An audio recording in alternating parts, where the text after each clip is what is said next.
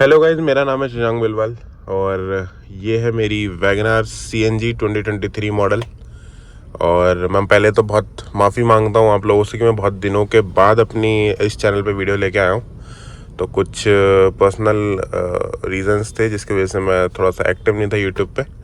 बाकी अभी मैं फ्री हो चुका हूँ और एक बहुत ही अच्छे टॉपिक पे आज आपको वीडियो जो है प्रेजेंट कर रहा हूँ।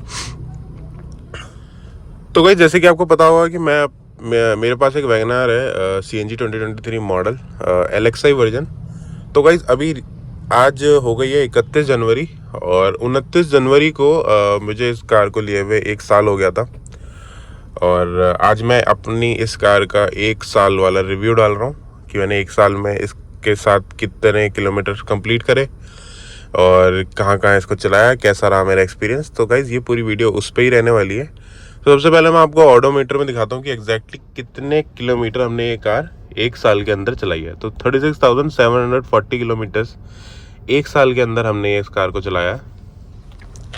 तो ये एक बहुत ज़्यादा बड़ा नंबर है एक कार के लिए 1 साल के अंदर, एक फैमिली कार के लिए। लेकिन जस्ट बिकॉज हमारा रन बहुत है, मेरे फादर का ऑफिस आने जाने में काफ़ी रन है, 100 किलोमीटर आने जाना है रोज़ का। तो इस वजह से इस कार का इतने किलोमीटर्स इसने कंप्लीट करे हैं। और गांव जो है हमारा पड़ता है नैनीताल में। तो दिल्ली से नैनीताल भी बहुत ज़्यादा फ्रिक्वेंट हम जाते हैं इस कार से। तो इस वजह से भी इस कार के किलोमीटर्स में आपको बढ़ोतरी देखने को मिलेगी।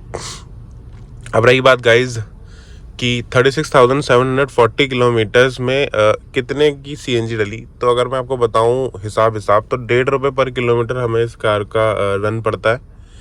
और 1.5 रुपये किलोमीटर के हिसाब से आप समझ लीजिए 50,000 रुपये की CNG हम इसमें डाल चुके हैं। 50 से 55,000 रुपये की CNG में हमने 36,740 किलोमीटर कार चला दी।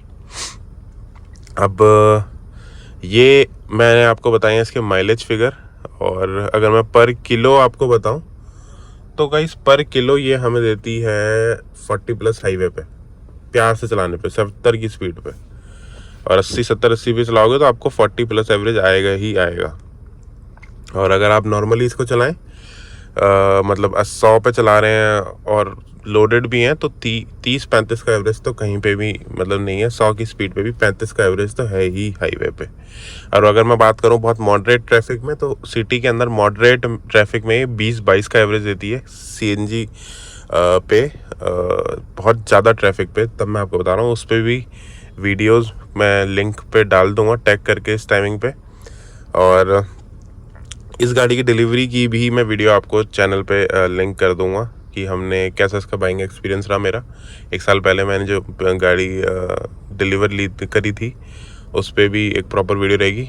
अब गाइस, इससे पहले हमारे पास थी i10 2008 मॉडल 1.2 4 सिलेंडर थी वो, कापा वाला इंजन CNG में। अगर मैं उससे कंपेयर करूं तो हाँ, ये गाड़ी काफ़ी बेटर है उससे। और इस कार को मैंने हाईवे पे, जैसे कि आप अपनी स्क्रीन पे देख रहे होंगे, इस कार को मैंने चलाया है पहाड़ों पे। इस कार को मैंने बहुत मॉडरेट ट्रैफिक पे भी चलाया है। और इस गाड़ी के अंदर मुझे किसी भी तरीके का कोई कमी पेशी देखने को नहीं मिली है। कार इंजन वाइज हल्की है, इंजन मतलब हल्की गाड़ी है, हल्का इंजन है। तो उस वजह से गाड़ी उठती बहुत जल्दी है। उठने का इन द सेंस कि गाड़ी का पिकअप बहुत फास्ट है। अगर मैं अकेला इसको ड्राइव कर रहा हूँ, 2 जनों के साथ इसको ड्राइव कर रहा हूँ, तो गाड़ी तुरंत सुई चढ़ती है इसकी। तो भागती अच्छी है। CNG में और पेट्रोल में गाइस, शायद ही अगर मैं आपको बताऊं, अगर मैंने आपको गाड़ी चलाने दी मान लीजिए और आपकी नज़र नहीं है CNG और पेट्रोल पे नीचे कि कहाँ किस पे गाड़ी का, तो आपको पता भी नहीं चलेगा कि गाड़ी पेट्रोल पे है CNG पे, जो कि बहुत ही काबिल तारीफ़ है मारुति की तरफ से। क्योंकि CNG के अगर ये 1.5 लाख रुपए एक्स्ट्रा ले रहे हैं ना आपसे गाइस, तो लिटरली वो वर्थ है। 636 की LXI पेट्रोल आती है और 746 की आती है। 7.5 लाख से भी पार की हो गई है आज की डेट में 2024 में। तो वो पैसा वर्थ है। 1.25 लाख 1.5 लाख रुपए बिल्कुल वर्थ है भाई पैसा। और जैसे कि मैंने आपको बताया कि इसको मैंने हाईवे पे, पहाड़ों पे, हर जगह चला रखा। तो गाइस, उस चीज़ में ना मुझे किसी भी तरीके की कोई इशू इस कार के अंदर फील नहीं होता। अभी मैं आपको चला के दिखाता, लेकिन अभी थोड़ा कोहरा आ रखा है, आपने देखा है। लेकिन अभी मैं सिर्फ बैठे बैठे ही वीडियो बना रहा हूँ क्योंकि इस पे अभी कोहरे में थोड़ा मैं चला नहीं रहा हूँ, रिफ्यूज़ कर रहा हूँ चलाना। तो अब मैं बात करता हूँ गाइस, LXI वर्जन है ये। तो LXI वर्जन के हिसाब से हमें क्या क्या मिलता है। तो हमें कोई भी सेंट्रल लॉकिंग नहीं मिलती, बिल्कुल बेसिक चाबी मिलती है इसकी, जैसे कि आपको पता ही है। यहाँ मिल जाती है हमें 2 पावर विंडो, जो कि शुक्र है डाल दी मारुति ने, क्योंकि अगर हम दूसरी LXI कारों को देखें इनकी, तो उसमें कोई भी पावर विंडो नहीं आती है। लेकिन इन्होंने अच्छा किया, 7.5 लाख रुपए ले रहे हैं तो पावर विंडो डाल दी।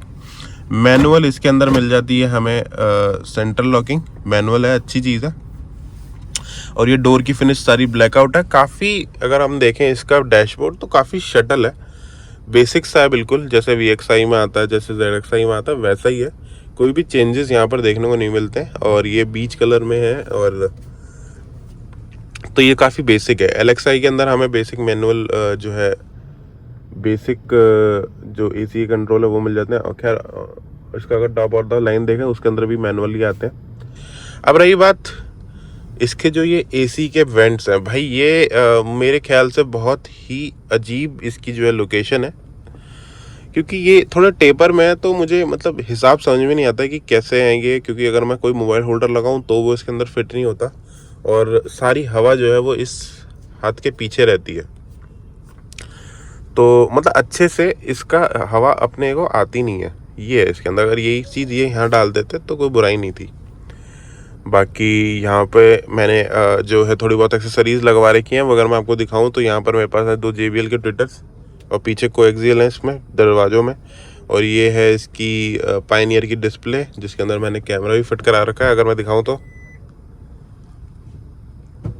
कैमरा वैमरा सब अच्छे से, एक्सेसरीज के लिए वैगनआर काफ़ी बेटर गाड़ी है, एक्सेसरीज में आराम से फिट हो जाती है। अब मैं बात करता हूँ गाइज इसके इंजन की, जो कि बहुत ज़्यादा मेन चीज़ है।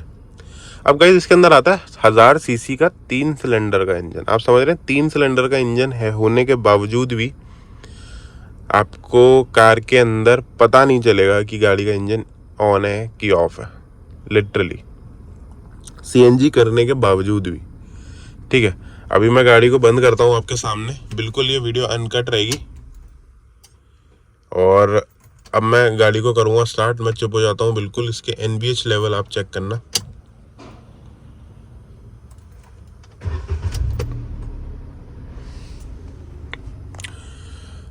पैंतीस 35,000 प्लस चलने के बावजूद भी गाड़ी के अंदर वाइब्रेशन नहीं है। आप देखिए इसका गियर लीवर में किसी भी तरीके की वाइब्रेशन नहीं है, किसी भी तरीके का कोई इश्यू इस कार के अंदर वाइब्रेशन को इंजन से रिलेटेड नहीं है। क्योंकि भाई इन्होंने इतनी अच्छी तरीके से कैलिब्रेट किया है इंजन को कि ये 3 सिलेंडर का इंजन 4 सिलेंडर का इंजन लगता है, क्योंकि वाइब्रेशन ही नहीं है गाड़ी के अंदर। 3 सिलेंडर इंजन वैसे ही बहुत वाइब्रेशन करता है, जैसे कि आपने टाटा की गाड़ी में देखा, और इन्हीं के पुराने मॉडल्स की कारों में देखा होगा आपने कि वो अलग से ही एक वाइब्रेट करता था। अब आप इसका बोनट अगर मैं खोलूँ तो कोई भी वाइब्रेशन देखने को नहीं मिलेगी, क्योंकि इतने अच्छी तरीके से कैलिब्रेट कर रखा है मारुति ने 3 सिलेंडर इंजन को कि आपको वाइब्रेशन देखने को नहीं मिलती है। और वही चीज़ पूरी गाड़ी के अंदर है। ज़्यादा कोई इसके अंदर हमें इन्होंने कोई बचाव करने के लिए कोई शीट वीट मेटल नहीं लगा रखा कि वाइब्रेशन ना आए, लेकिन इन्होंने इंजन इतना अच्छी तरीके से बना दिया है कि उसके अंदर वाइब्रेशन है ही नहीं, और कार के अंदर भी वाइब्रेशन फील ही नहीं होती है। चलाते हुए इंजन की आवाज़ नहीं आती है, जब आप थोड़ा सा रेव करते हैं तब इंजन की आवाज़ आती है। लेकिन हाँ, आप नॉर्मली 50-60 पे क्रूज़ करेंगे सिटी के अंदर तो आपको इंजन की आवाज़ भी नहीं आएगी, ना ही CNG में ना ही पेट्रोल पे। अब गाइज मैं बताता हूँ आपको CNG पे स्विच करने पे कैसा फील होता है, मतलब कैसे स्विच होती है।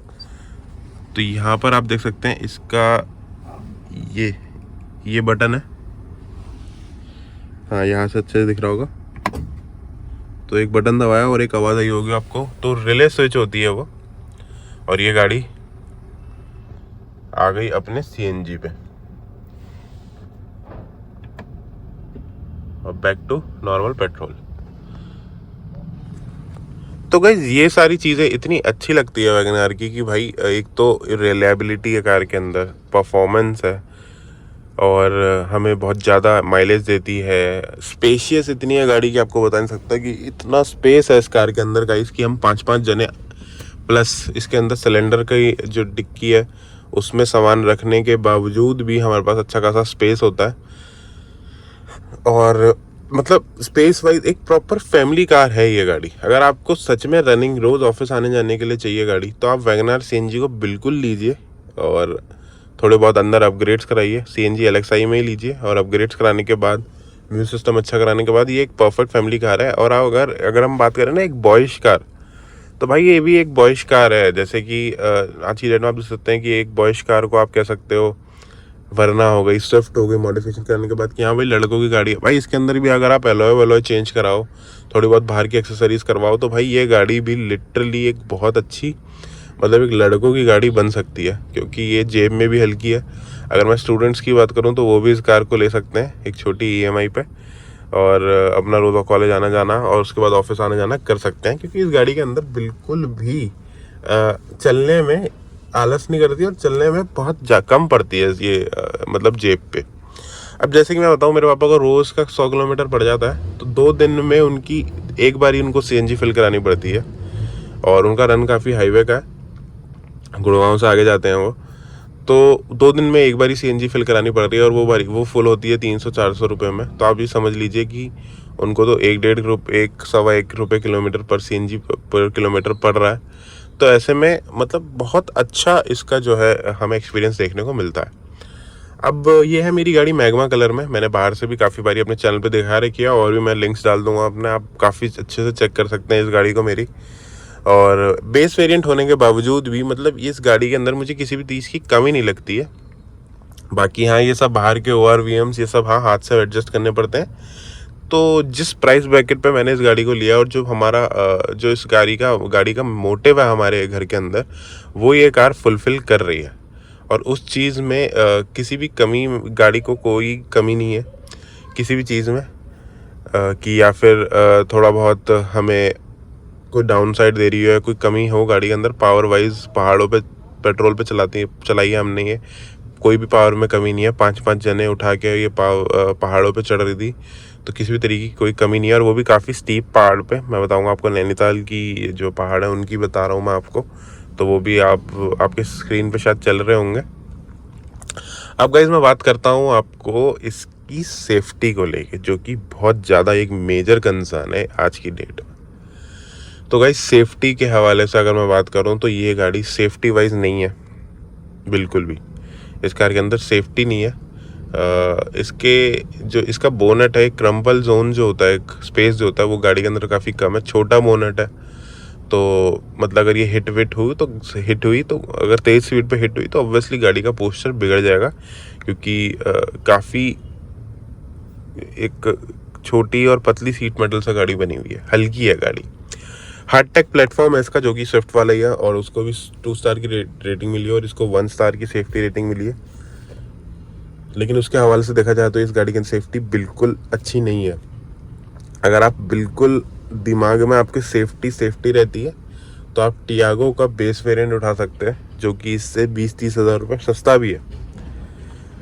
तो टियागो का बेस वेरिएंट अगर आप उठाएंगे तो उसके अंदर आपको स्पेस नहीं मिलेगा, और थोड़ी इंजन जो है उसकी नॉइजी भी मिलेगा। हालांकि वो इंजन 1200 सीसी का है, लेकिन स्टिल आपको इसके जैसा माइलेज और इसके जैसा स्पेस उस कार के अंदर नहीं मिलेगा। मैंने क्यों नहीं ली टियागो CNG, जो कि मुझे उस समय मिल भी रही थी, और वो उस समय सिंगल सिलेंडर पे थी, डुअल सिलेंडर टेक्नोलॉजी उसके अंदर नहीं थी।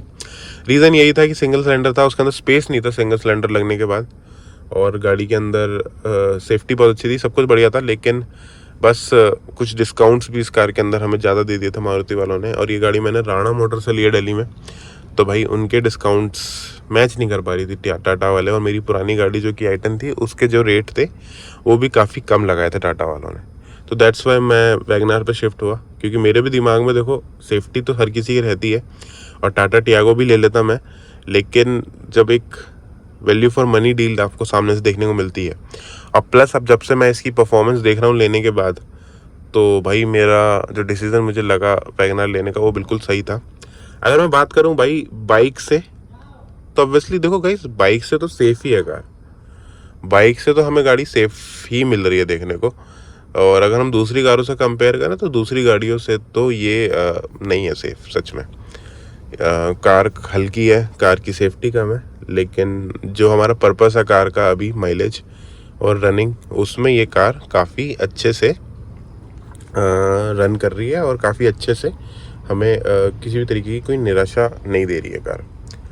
और इतना एक्सपीरियंस इसके साथ हो चुका है, 35-36 हज़ार किलोमीटर हमने चला ली है। अगर मैं बात करूं सर्विस की, तो सर्विस में इसका अभी एक मेजर सर्विस हुई है इसकी 30,000 की, जो कि 5th सर्विस है। उसमें इस कार ने जो सर्विस में पैसे आए हैं इसके विद लेबर वेबर लगा के, वो आए हैं 6,000 रुपये करीब, क्योंकि 2-2.5 हज़ार की लेबर लग गई और 4,000 रुपये का सामान, इंजन ऑयल, ऑयल फिल्टर, सब कुछ। तो इस वजह से गाड़ी की सर्विस थोड़ी महंगी हो गई, 6,000 प्लस की हो गई। बाकी सर्विस सारी करवानी मारुति से ही है, चाहे 6,000 की हो चाहे 7,000 की हो। गाइस इस चीज़ में आप पैसे को मत देखना, क्योंकि जब आपकी गाड़ी का रन इतना है और 5 साल की आपने एक्सटेंडेड वारंटी ले रखी है, तो प्लीज़ गाड़ी को अंदर से ही, मतलब सर्विस सेंटर से ही आप सर्विस कराएं। गाड़ी का जो भी सर्विस है वो सारी डिटेल्स यूट्यूब पे मैंने डाल रखी हैं।